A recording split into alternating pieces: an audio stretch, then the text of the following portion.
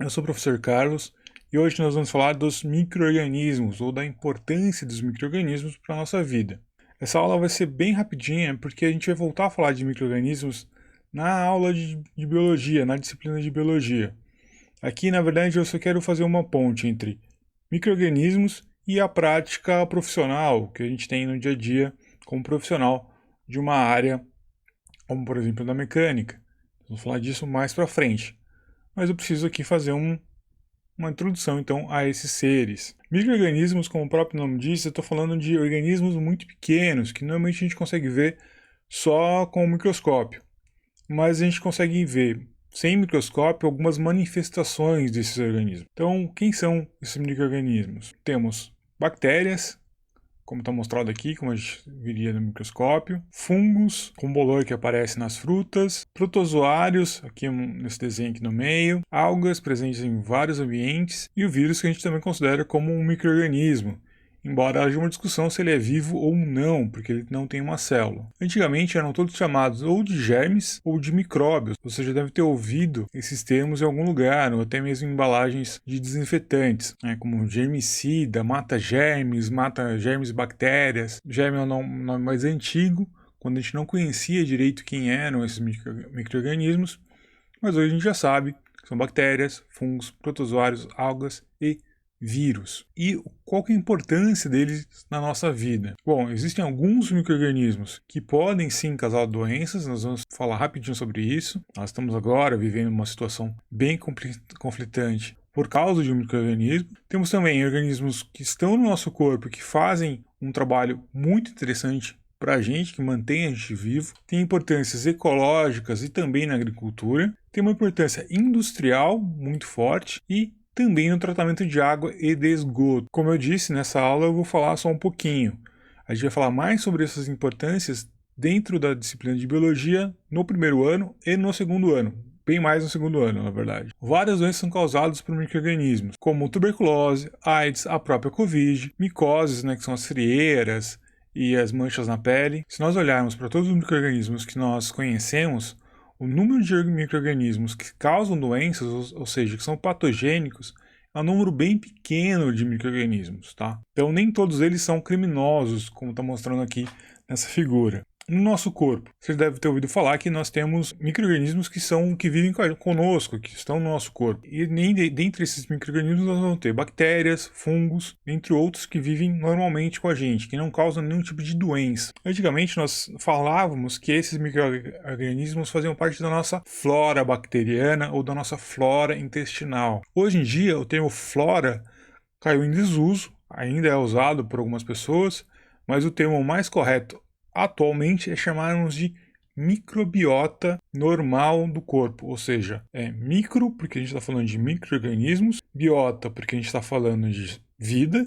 e normal porque normalmente acontece no nosso corpo. Vamos aqui para alguns exemplos. Então aqui eu tenho uma lista de micro-organismos que acontecem e aqui ele vai chamar de flora normal, mas a gente já sabe que é microbiota normal no corpo humano.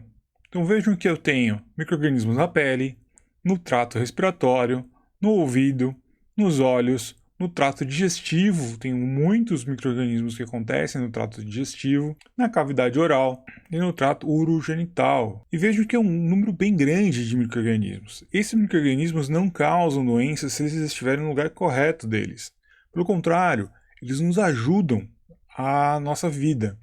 Boa parte dos micro-organismos que estão no trato digestivo, eles nos ajudam a digerir os alimentos, produzindo muitas vezes vitaminas para a gente e nos ajudam também a metabolizar muita coisa.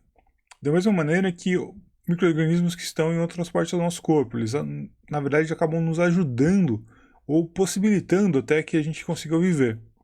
A viver sem nenhum desses micro-organismos, que é dessa lista aqui, seria quase que impossível para a gente, ou pelo menos viver numa condição normal. Então a microbiota normal é importantíssima para a gente, para várias funções, mas principalmente para nos proteger. Então, por exemplo, os micro-organismos que acontecem na boca, na cavidade oral, que estão listados aqui, por exemplo, eles acabam agindo sobre a boca, ocupando o espaço.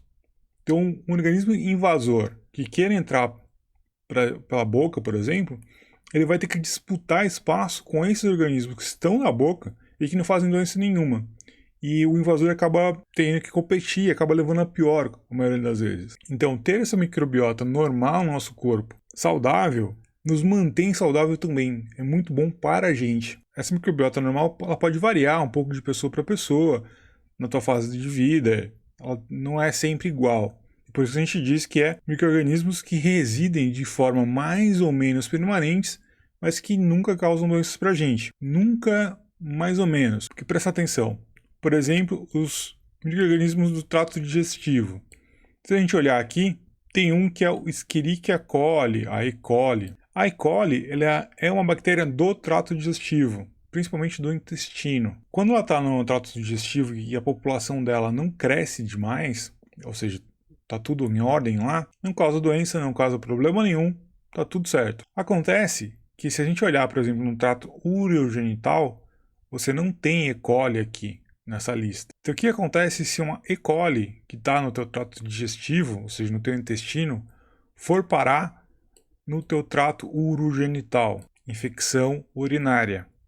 A grande responsável por maioria das infecções urinárias que nós temos, principalmente nas mulheres, são infecções Escherichia coli, que vem do trato digestivo para o trato urogenital, principalmente porque a vagina e o ânus são muito próximos um do outro, muito fácil de contaminar de um lado para o outro. Por isso, repetindo o que a gente já falou na outra aula, higiene pessoal para evitar esse tipo de contaminação. Por mais que o micro-organismo seja da nossa microbiota normal, se ele estiver em lugares diferentes do nosso corpo, vai dar problema. Ou, em outros casos, quando o número desse micro-organismo cresce demais, além do que aquela região pode suportar. E aqui só mais um lembrete. Então, retirar micro-organismos da pele ou de qualquer outro lugar do nosso corpo, sem que haja uma necessidade para isso, pode gerar mais problemas do que te ajudar. Então, o uso de coisas bactericidas sem necessidade, né, ou você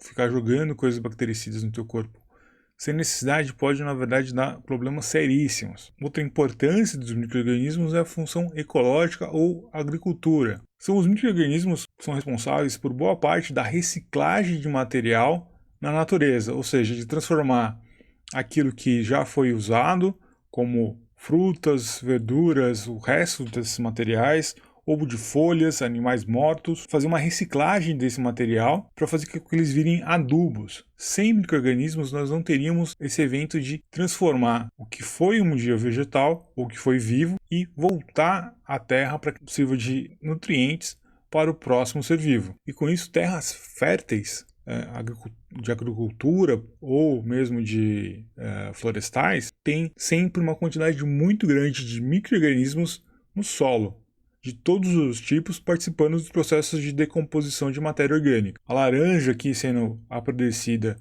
com um bolor, como aqui uma composteira, que eu tenho vários tipos de alimentos ali misturado com terra para decompor mais rápido. E assim eu posso aproveitar e fazer uma horta em casa, se for o caso. Uma outra importância são das algas. Aqui eu estou mostrando duas algas verdes. As algas, principalmente no ambiente marítimo, são responsáveis pela produção de matéria orgânica primária. Ou seja, elas acabam produzindo matéria orgânica e essa matéria orgânica acaba sendo consumida pelos animais que estão... Então ela funciona como se fossem os vegetais, assim a gente pode dizer, do ambiente marinho. Muitas teias alimentares começam com as algas no ambiente marinho. E elas também são responsáveis pela maior produção de oxigênio do nosso planeta. Se vocês olharem bem, elas são verdes, contêm cloroplastos e fazem a fotossíntese. Uma outra importância é a industrial. Nós conseguimos, a espécie humana, ao longo de milhares de anos, aprender a usar os micro-organismos para produzir produtos para nós. Um dos mais antigos é a produção de bebidas alcoólicas, como aqui o vinho, a cerveja, o próprio aguardente, são todos eles produzidos com algum tipo de levedura, que é um fungo. Assim como a produção de pão. A produção de pão é muito antiga na nossa sociedade e o pão é feito justamente com o mesmo fungo que é usado para fazer bebidas alcoólicas. Essa produção industrial nós também fazemos para a produção de laticínios. Aqui, por exemplo, esse queijo com fungo, queijo já maturado e várias outras produções de alimentos também nós temos com utilização de micro-organismos. E vários outros alimentos nós produzimos com micro-organismos, como por exemplo, iogurte, Yakult, bebidas lácteas, todas essas acabam sendo fermentadas. Algum tipo de micro-organismos pode ser usado para a produção de vários tipos de alimentos. Mas um que a gente normalmente não lembra é a produção de fármacos. Sim, mais ou menos nos últimos 100 anos, nós estamos com especialistas em produção de medicamentos usando micro-organismos, como por exemplo antibióticos que foram descobertos com fungo. Aqui nesse exemplo eu estou falando da insulina. A insulina que é usada hoje para controle da diabetes, ela é produzida de forma industrial utilizando bactérias modificadas geneticamente. Lá no começo do século passado, a insulina era extraída de cadáveres, de pâncreas de cadáveres de cachorro, de porco, de alguns animais. E hoje em dia a gente não precisa mais fazer isso, porque a gente passou essa função para micro-organismos. A insulina é só um exemplo, mas eu tenho antibióticos, vitaminas e tem vários outros fármacos que, para serem produzidos, são utilizados micro-organismos. Tá? A lista aqui seria quase que infinita. E por último, eu gostaria de falar do tratamento de água e tratamento de esgoto. Aqui tem um desenho mostrando o tratamento de esgoto, né, que sai da cidade, passa por um tipo de filtro, vai aqui para decantador e tudo mais.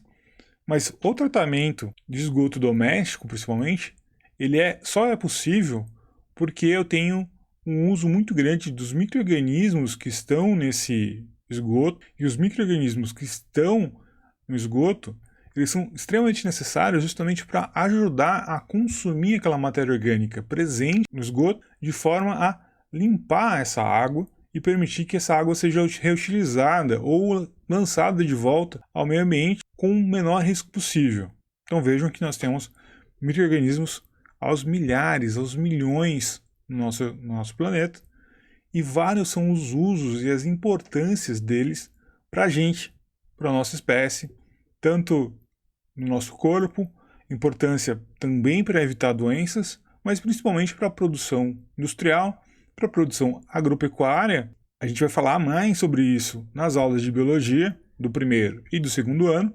Essa foi só uma introdução breve sobre o assunto e eu espero que vocês tenham entendido. Então não guarde as dúvidas para vocês, venham tirar comigo pelos canais que a gente já conversou várias vezes. Eu espero que vocês tenham gostado dessa aula e até mais. Um abraço.